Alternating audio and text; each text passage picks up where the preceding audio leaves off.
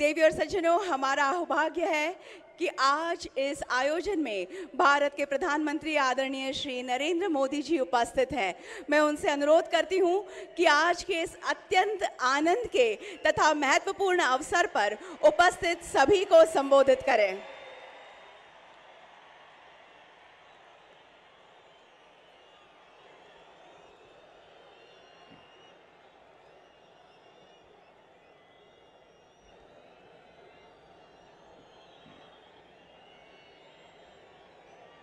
भारत माता की मंच पर विराजमान महाराष्ट्र के राज्यपाल श्रीमान विद्यासागर राव जी, यहाँ के ऊर्जावान और लोकप्रिय मुख्यमंत्री श्री देवेंद्र फडणवीस जी, केंद्रीय मंत्रिमंडल के मेरे सहयोगी श्रीमान नितिन गडकरी जी,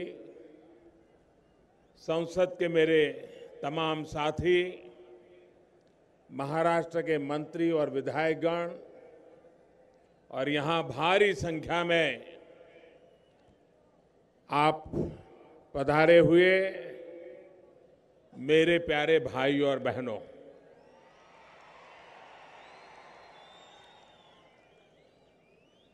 लाखों वारकऱ्यांचे आराध्य दैवत असलेले श्री विठ्ठल रुक्मिणी सोलापूरचे ग्रामदैवत श्री सिद्धेश्वर,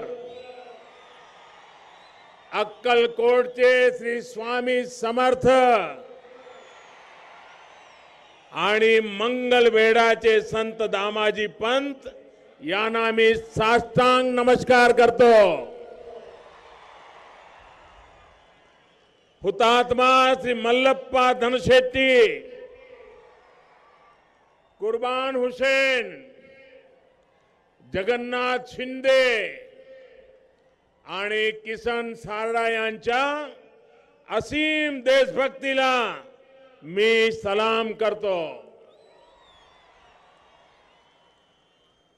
डॉक्टर द्वारकानाथ कोसनीस यांच्या या सोलापूर भूमीत आपण सर्वजण एवढ्या मोठ्या संख्येने मला आशीर्वाद देण्यासाठी जमला आहात, त्याबद्दल आपणास मी अभिवादन करतो।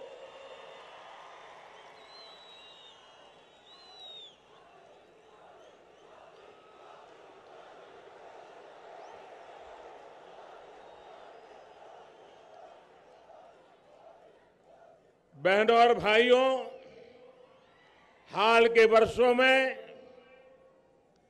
मुझे तीसरी बार सोलापुर आने का अवसर मिला है। जब जब मैं आपसे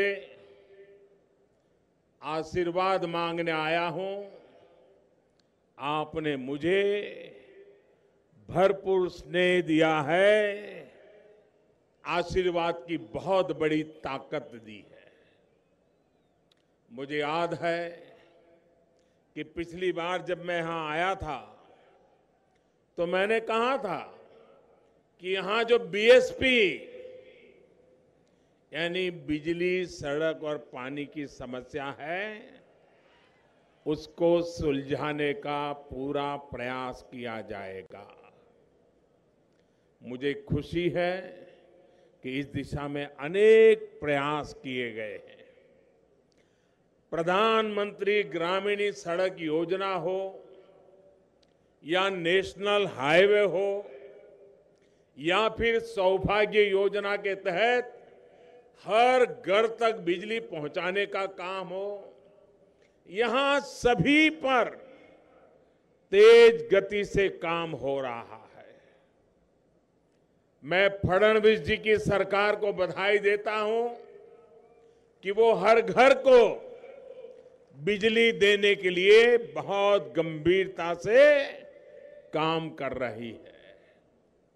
भाइयों और बहनों, आज इसी काम को और विस्तार देने के लिए फिर एक बार आपके बीच आया हूं। थोड़ी देर पहले स्मार्ट सिटी, गरीबों के घर, सड़क और पानी से जुड़ी हजारों करोड़ रुपए की परियोजनाओं का लोकार्पण और शिलान्यास किया गया है। मैं आपको ये भी जानकारी देना चाहता हूं कि सरकार ने लगभग 1000 करोड़ रुपए की लागत से बनने वाली Solapur Osmanabad via Tuljapur rail line को मंजूरी दे दी है। मां तुलजा भवानी के आशीर्वाद से जल्द ही ये लाइन बनकर के तैयार हो जाएगी, जिससे स्थानीय लोगों के साथ साथ देश भर से माता के दर्शन करने के लिए आने वाले श्रद्धालुओं को भी सुविधा होगी। इन तमाम परियोजनाओं के लिए मैं आप सबको बहुत बहुत शुभकामनाएं देता हूं, बहुत बहुत बधाई देता हूं। इन योजनाओं पर विस्तार पर बात करने से पहले आज मैं सोलापुर की इस धरती से पूरे देश को भी बधाई देना चाहता हूं। कल देर रात लोकसभा में एक ऐतिहासिक बिल पास हुआ। आपकी तालियों की आवाज से मुझे लग रहा है कि आप भी कल देर रात तक टीवी देखने के लिए बैठे थे।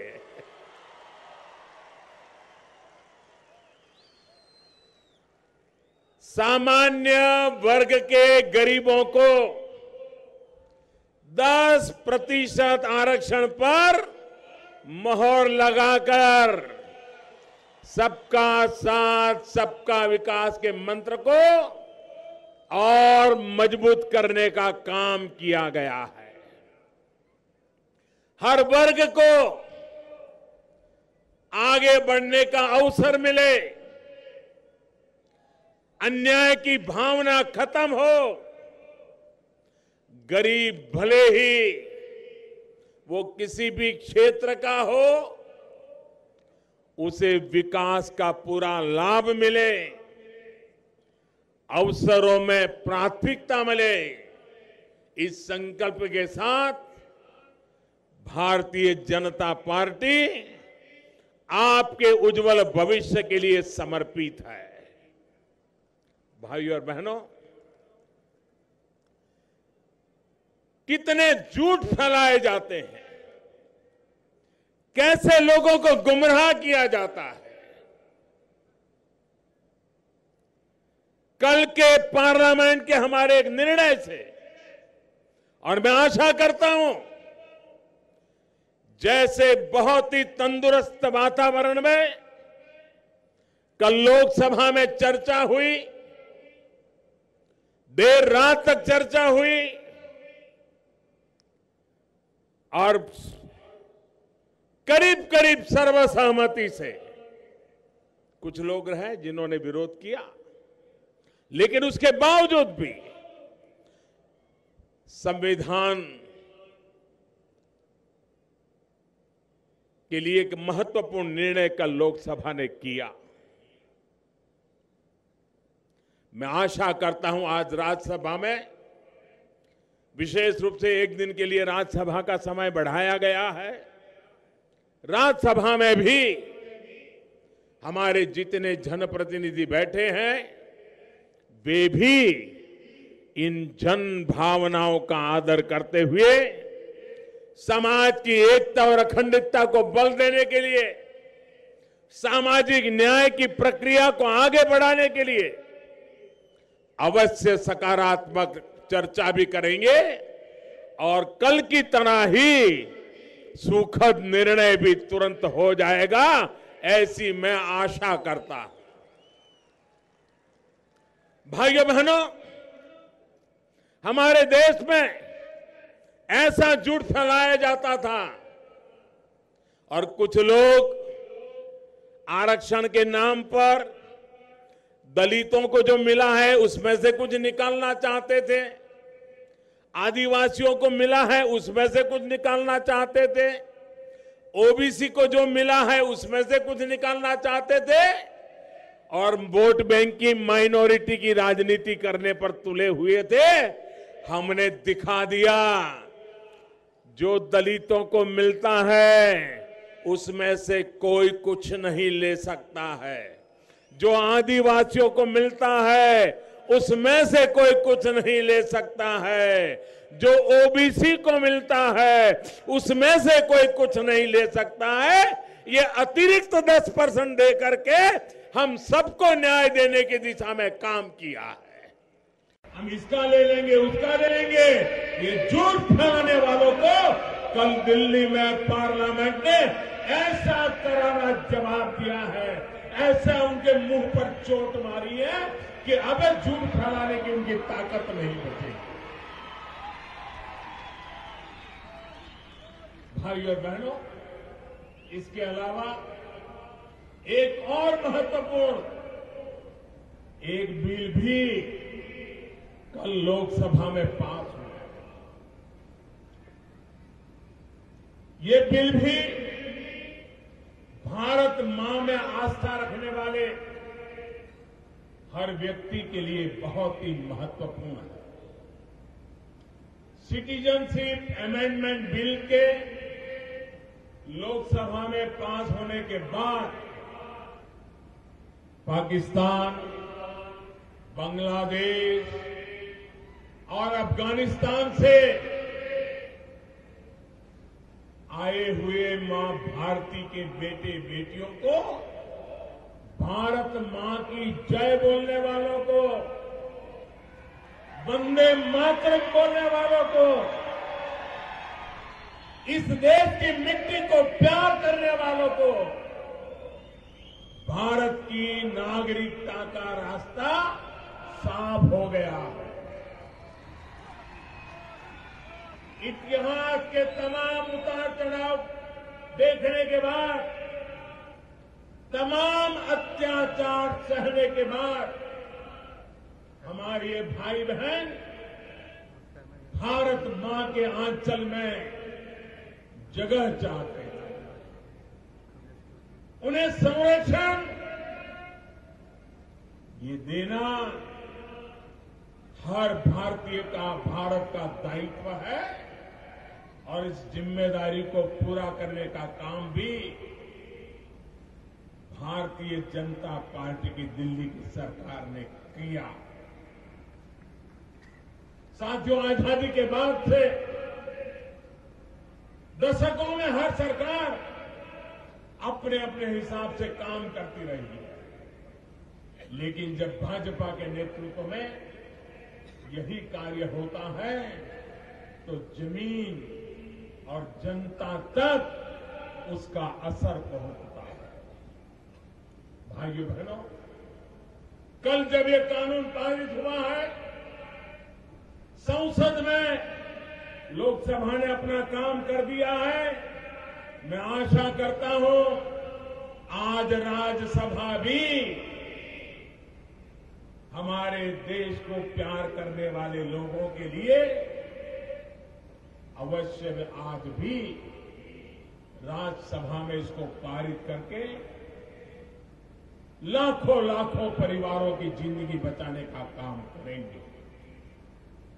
भाइयों बहनों, मैं विशेष रूप से आसाम के भाइयों बहनों को, नॉर्थ ईस्ट के भाइयों बहनों को विश्वास दिलाना चाहता हूं कि कल के इस निर्णय से असम हो, नॉर्थ ईस्ट हो, वहां के युवा हो, उनके अधिकारों को रत्ती भर भी आंच नहीं आने दूंगा। उनके अवसरों में कोई रुकावट पैदा नहीं होने दूंगा। ये मैं उनको विश्वास दिलाना चाहता हूं। भाई और बहनों, पहले की तुलना में जो बड़ा अंतर आया वो नीयत का है। सही नीयत के साथ आवश्यक नीति के निर्माण का है। टुकड़ों में सोचने के बजाय समग्रता और संपूर्णता के साथ फैसले लेने का है। राष्ट्रहित और जनहित में कड़े और बड़े फैसले लेने का है। राजनीतिक इच्छा शक्ति का है। सबका साथ, सबका विकास हमारी सरकार की संस्कृति है, हमारे संस्कार है और यही हमारा सरोकार भी है, हमारी परंपरा भी है। सुविधा होगी। साथियों, आजादी के बाद से 2014 तक देश में 90,000 किलोमीटर करीब करीब नेशनल हाईवे थे और आज 4 साल के बाद 1,30,000 किलोमीटर से अधिक के हैं। बीते 4.5 वर्षों में ही करीब 40,000 किलोमीटर के नेशनल हाईवे, अनेक नए अवसरों का निर्माण हुआ। और जब मैं सोलापुर में शिलान्यास के लिए आया था, तब भी मैंने कहा था कि जिसका शिलान्यास हम करते हैं उसका उद्घाटन भी हम ही करते हैं।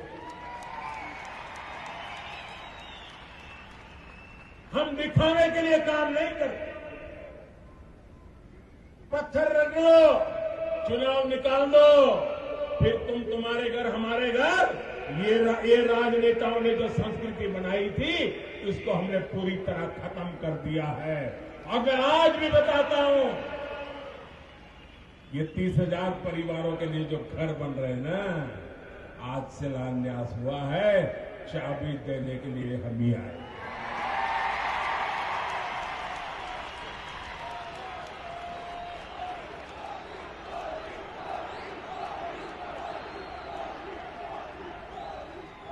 सबसे बड़ा पुल हो, सबसे बड़ी सुरंग हो, सबसे बड़े एक्सप्रेस वे हो, सब कुछ इसी सरकार के कार्यकाल में या तो बन चुके हैं या फिर उन पर तेज गति से काम चल रहा है।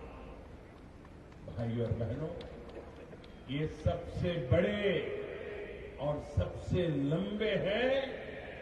सिर्फ इसलिए उसका महत्व है ऐसा नहीं है, बल्कि ये इसलिए भी अहम है क्योंकि वो वहां बने हैं जहां स्थितियां मुश्किल थी, जहां काम आसान नहीं था। भाइयों बहनों, ये काम क्यों नहीं होते थे? बातें होती थी, 40-50 साल पहले बातें हुई है, लेकिन वहां एकांत पार्लियामेंट की सीट होती थी, वोट नहीं पड़े थे, तो इनको लगता था कि वहां जाकर के क्या निकालेंगे। इसी के कारण देश का पूर्वी हिस्सा का बहुत जो विकास होना चाहिए था वो अटक गया। अगर पश्चिम भारत का जो विकास हुआ वैसा ही पूर्व भारत का हुआ होता तो आज देश कहां से कहां पहुंच गया होता। लेकिन भाइयों बहनों, वहां वोट ज्यादा नहीं है, एकाध 2 सीट के लिए कौन खर्चा करे। ये वोट बैंक की राजनीति ने विकास में भी रोड़े अटकाने का पाप किया था।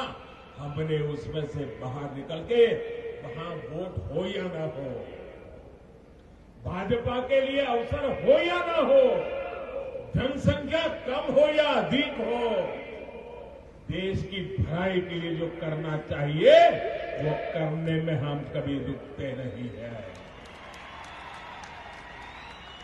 साथियों, यही स्थिति रेलवे और एयरवे को लेकर गए हैं। आज देश में रेलवे पर अभूतपूर्व काम हो रहा है। पहले की अपेक्षा 2 गुना गति से रेल लाइनों का निर्माण और चौड़ीकरण हो रहा है। तेज गति से बिजलीकरण हो रहा है। वहीं आज हवाई यात्रा सिर्फ साधन संपन्न लोगों के लिए ही सीमित नहीं रही है, बल्कि इसको हमने आम नागरिक तक पहुंचाने का प्रयास किया। हवाई चप्पल पहनने वाले को हवाई यात्रा का आनंद लेने के लिए उड़ान जैसी महत्वाकांक्षी योजना चल रही है। देश के टियर 2, टियर 3 शहरों में एयरपोर्ट और हेलीपैड बनाए जा रहे हैं। इसमें महाराष्ट्र के भी 4 एयरपोर्ट हैं। आने वाले समय में सोलापुर से भी उड़ान की योजना के तहत फ्लाइट उड़े, इसके लिए भी कोशिश की जा रही है। साथियों, जब कनेक्टिविटी अच्छी होती है तो गांव और शहर दोनों की आर्थिक और सामाजिक गतिविधियों में सुधार आता है। हमारे शहर तो आर्थिक गतिविधियों के, रोजगार के बड़े सेंटर। सोलापुर सहित देश के अनेक शहरों का विकास दशकों की एक निरंतर प्रक्रिया से हुआ। लेकिन ये भी सच है कि जो विकास हुआ है वो योजनाबद्ध तरीके से होता तो आज हम कहां से कहां पहुंच जाते। लेकिन नहीं हुआ। देश के बहुत ही कम ऐसे शहर हैं जहां प्लानिंग के साथ एक संपूर्ण व्यवस्था का निर्माण किया है और परिणाम यह हुआ कि बढ़ती आबादी के साथ शहरों का इंफ्रास्ट्रक्चर विकसित नहीं हो पाया। सड़कें और गलियां तंग रही, सीवेज की लाइनें लीक होती रही।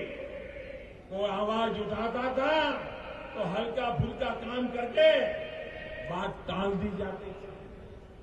भाई और बहनों, हमारी सरकार ने इन अस्थायी प्रबंधों के बजाय स्थायी समाधान का रास्ता चुना। इसी सोच के तहत देश के 100 शहरों को स्मार्ट बनाने का एक मिशन चल रहा है, जिसमें ये हमारा सोलापुर भी है। इन शहरों में रहने वाले लोगों की राय से राज्य सरकार के साथ मिलकर जन भागीदारी की एक व्यापक मुहिम के बाद अपने शहरों को आधुनिक सुविधाओं से युक्त करने का बीड़ा हमने उठाया। हमारे इन प्रयासों की चर्चा अब दुनिया में है। हाल में एक अंतर्राष्ट्रीय एजेंसी की रिपोर्ट में ये बताया गया कि आने वाले दशकों में दुनिया में सबसे तेजी से विकसित होने वाले 10 शहरों में सभी 10 शहर भारत के होंगे।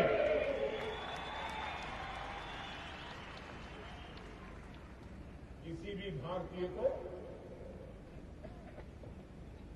एक गर्व की बात है। दुनिया के 10 और 10 भारत के।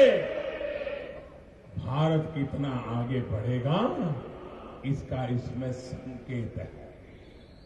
भाई और बहनों, ये दुनिया को दिख रहा है, लेकिन देश के कुछ लोग हैं जिनको सिवाय राजनीति के कुछ नहीं समझते।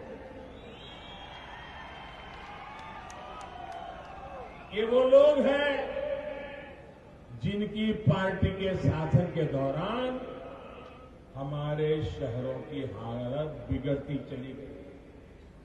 आज यही लोग स्मार्ट सिटी मिशन का मजाक उड़ाने में कोई कसर नहीं छोड़ रहे हैं। साथियों, ये मिशन देश के इतिहास में शहरीकरण के विकास को नया आयाम देने का प्रयास है। शहर की हर सुविधा को इंटीग्रेटेड करने, एकीकृत करने की एक कोशिश है। शहर के सामान्य जनों के जीवन को परेशानियों से दूर करने का एक ईमानदार प्रयास है।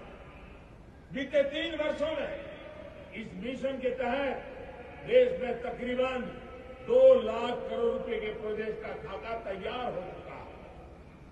इसमें से भी करीब 1 लाख करोड़ के प्रोजेक्ट पर काम तेजी से पूरा किया जा रहा है। इसी कड़ी में आज सोलापुर स्मार्ट सिटी से जुड़े अनेक प्रोजेक्ट का लोकार्पण और शिलान्यास यहां किया गया है।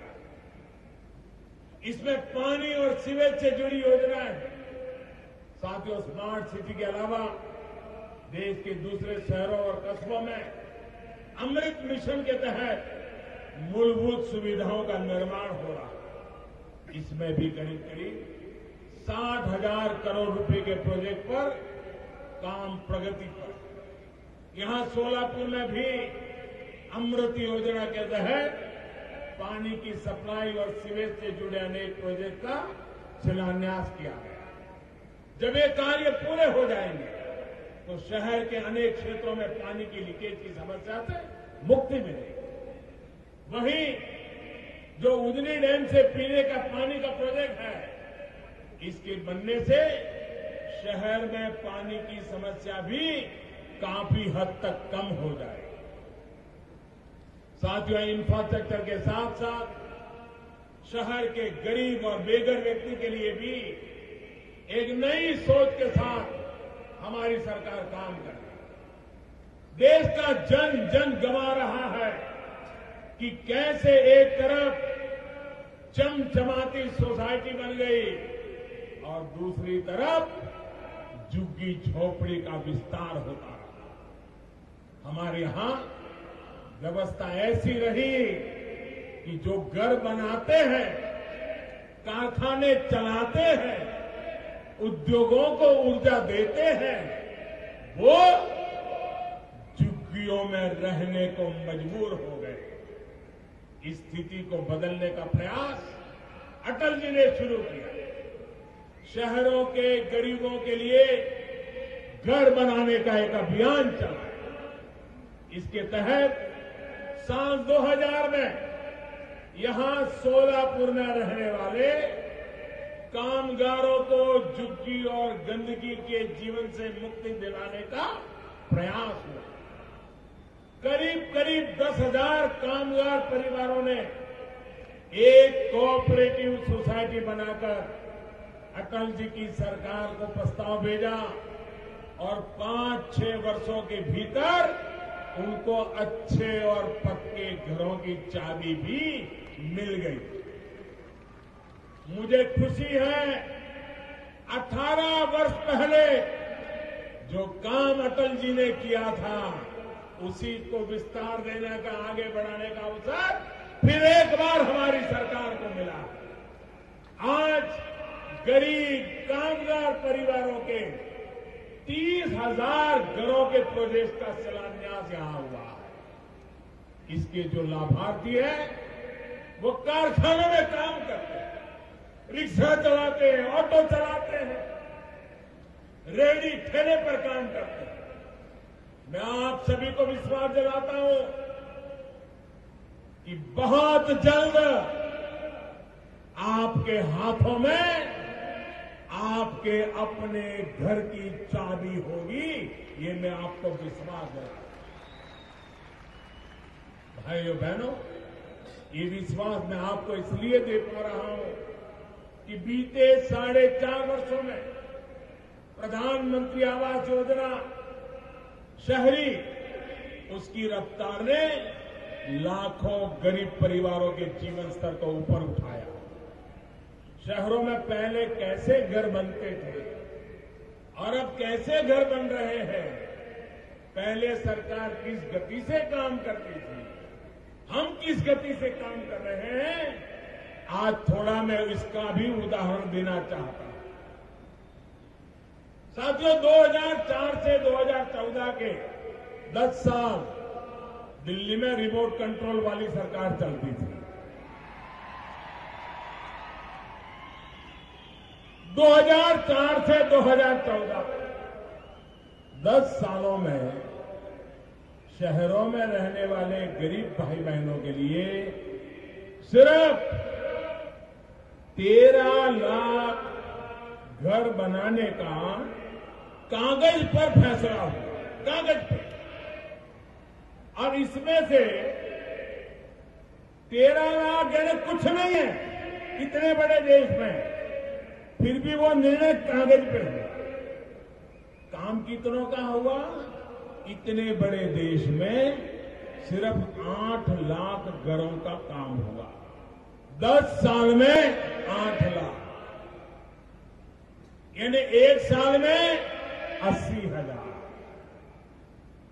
इतने बड़े देश में एक साल में 80,000। ये मोदी सरकार देखिए अकेले सोलापुर में 30,000।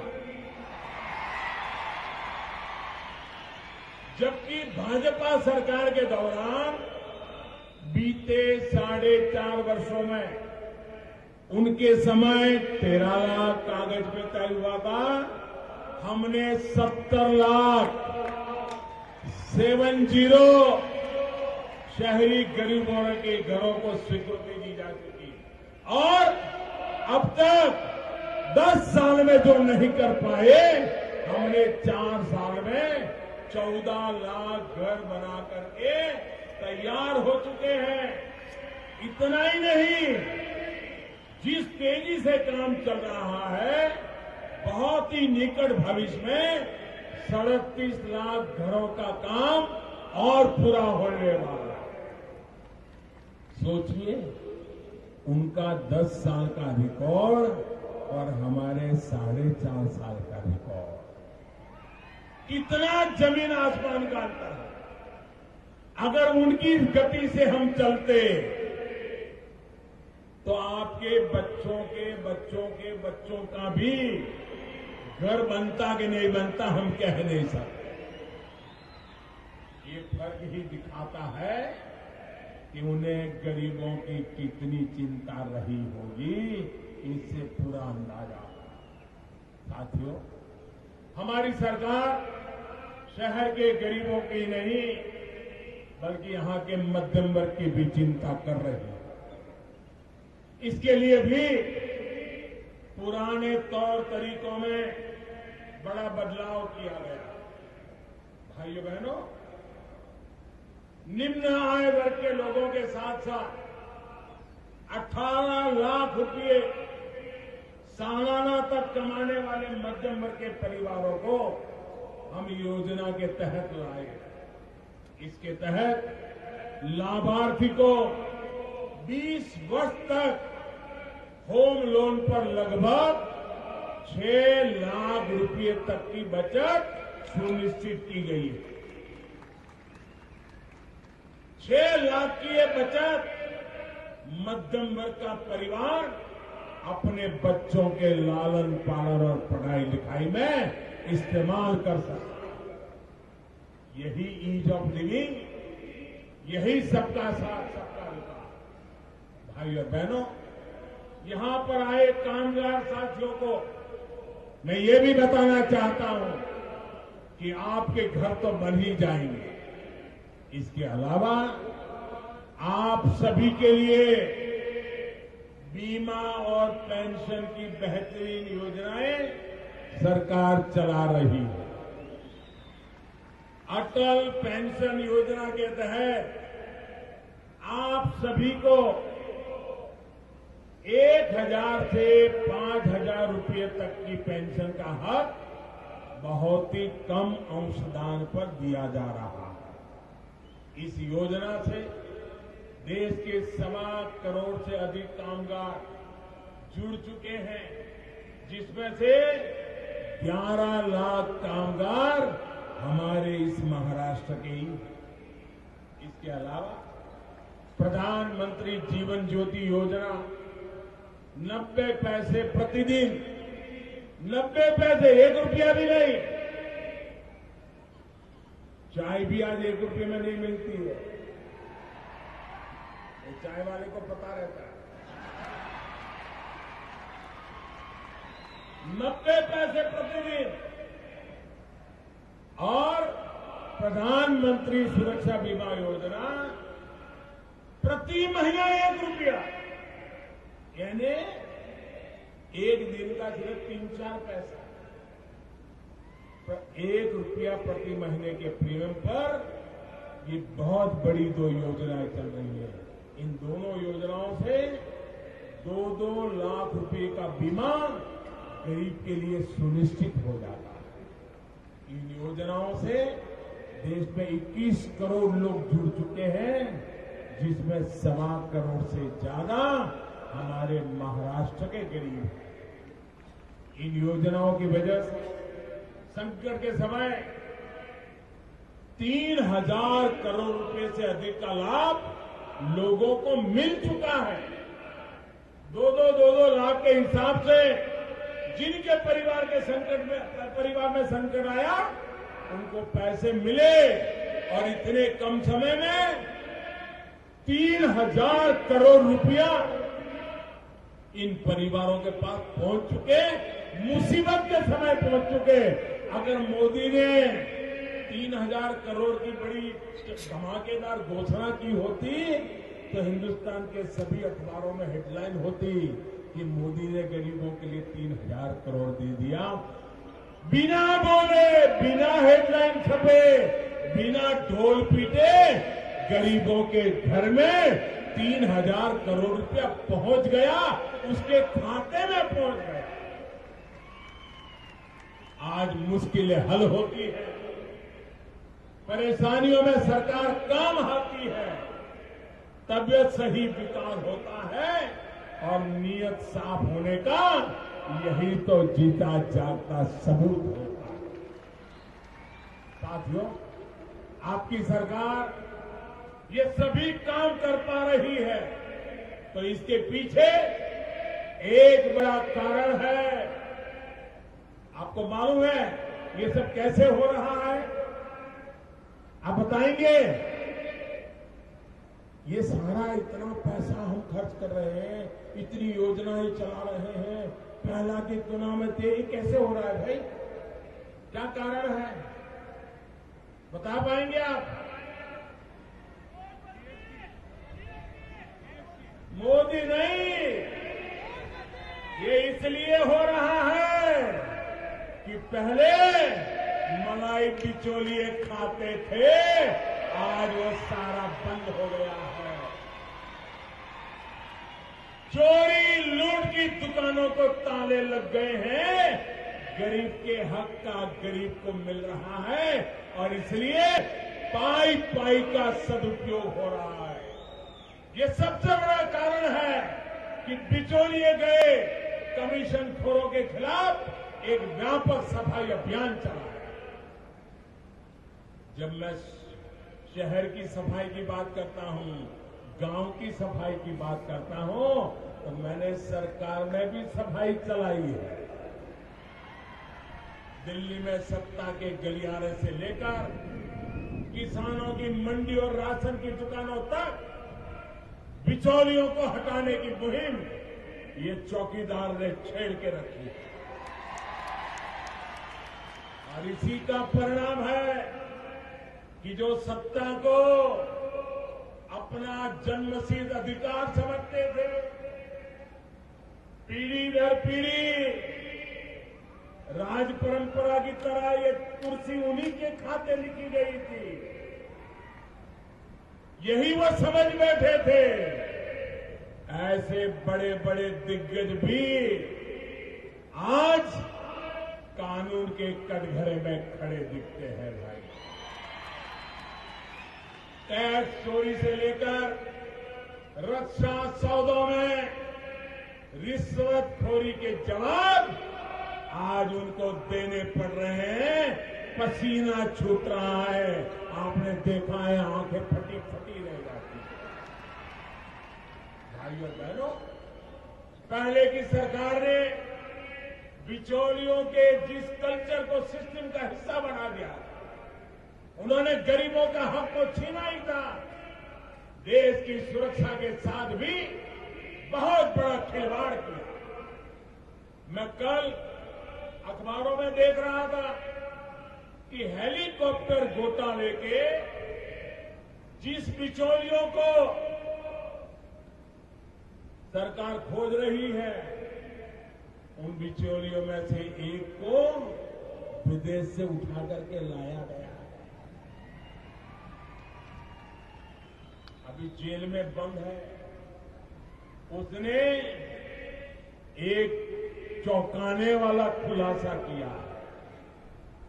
मीडिया रिपोर्ट्स के मुताबिक वो सिर्फ हेलीकॉप्टर वाली डील में ही शामिल नहीं था, बल्कि पहले की सरकार के समय लड़ाकू विमानों का जो सौदा जा होता था, उसमें भी उसकी भूमिका थी। मीडिया वाले कह रहे हैं कि ये मिशेल मामा किसी दूसरी कंपनी के विमानों के लिए लॉबिंग कर रहा था। अब इस सवाल का जवाब मिलना जरूरी है कि कांग्रेस के नेता जो शोर अभी कर रहे हैं, उसका मिशेल मामा से क्या कनेक्शन है, ये कांग्रेस को जवाब देना पड़ेगा कि नहीं देना पड़ेगा? देना चाहिए कि नहीं देना चाहिए? ये मिशेल मामा से किसका नाता था, बताना चाहिए कि नहीं बताना चाहिए? क्या बताइए, देश को लूटने देना चाहिए क्या? पाई पाई का हिसाब मांगना चाहिए कि नहीं मांगना चाहिए? चौकीदार ने अपना काम करना चाहिए कि नहीं करना चाहिए? चौकीदार ने जागना चाहिए कि सोना चाहिए? जागना चाहिए कि सोना चाहिए? चौकीदार हिम्मत के साथ आगे बढ़े कि न बढ़े? चौकीदार को आपके आशीर्वाद है कि नहीं है?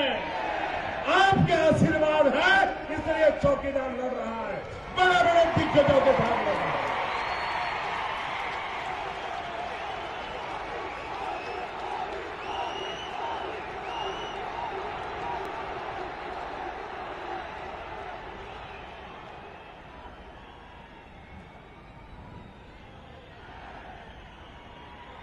कहीं मिशेल मामा की सौदेबाजी से ही तो उस समय का दिल रुक नहीं गई थी। साथियों, इन तमाम सवालों का जवाब जांच एजेंसियों तो ढूंढ रही है, देश की जनता भी जवाब मांग रही है। बिचौलियों के जो भी हमदर्द है, उनको देश की सुरक्षा से किए गए खिलवाड़ का जवाब देना होगा।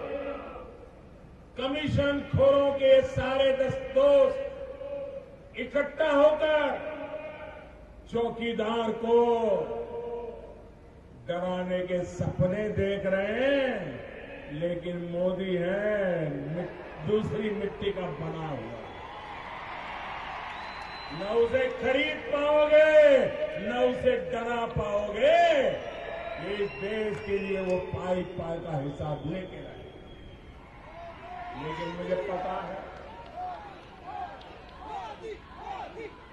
उनको बहुत निराशा हाथ लगने वाली, क्योंकि ये चौकीदार न सोता है, और कितना ही अंधेरा क्यों न हो, वो अंधेरे को पार करके चोरों को पकड़ने की ताकत रखता है। भाई और बहनों, चौकीदार को ये चौकीदार की शक्ति का कारण क्या है?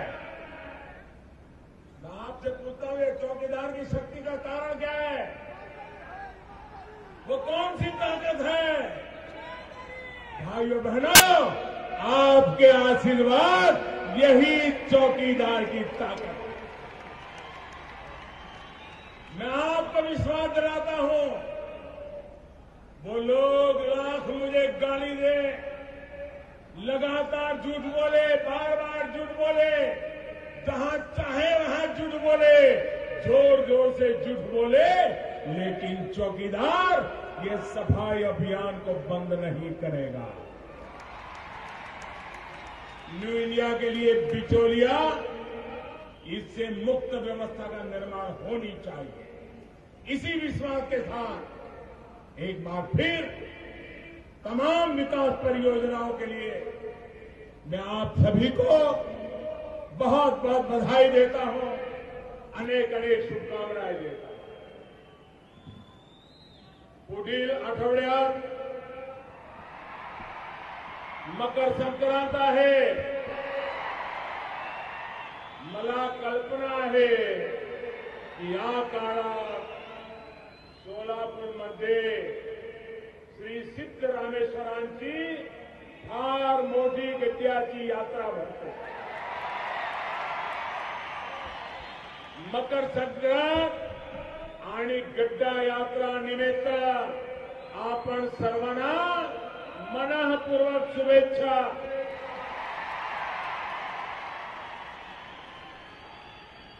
आणि आज वेळ आहे, तिळगुळ द्या, गोड गोड बोला। ಎಲ್ಲರಿಗೂ ಮಕರ ಸಂಕ್ರಾಂತಿ ಮತ್ತು ಗಡ್ಡಾ ಯಾತ್ರೆಯ ಹಾರ್ದಿಕ ಶುಭಾಶಯಗಳು। ಎಳ್ಳು ಬೆಲ್ಲ ತಿಂಡಿ, ಸಿಹಿ ಮಾತನಾಡಿ, ಬೋಲ ಬೋಲ ಏಕದಿ ಭಕ್ತಲಿಂಗ, ಬೋಲ ಬೋಲ ಏಕದಿ ಭಕ್ತಲಿಂಗ, ಹರ್ ಬೋಲ ಹರ್ श्री सिद्धरामेश्वर महाराज की जय। बहुत बहुत धन्यवाद।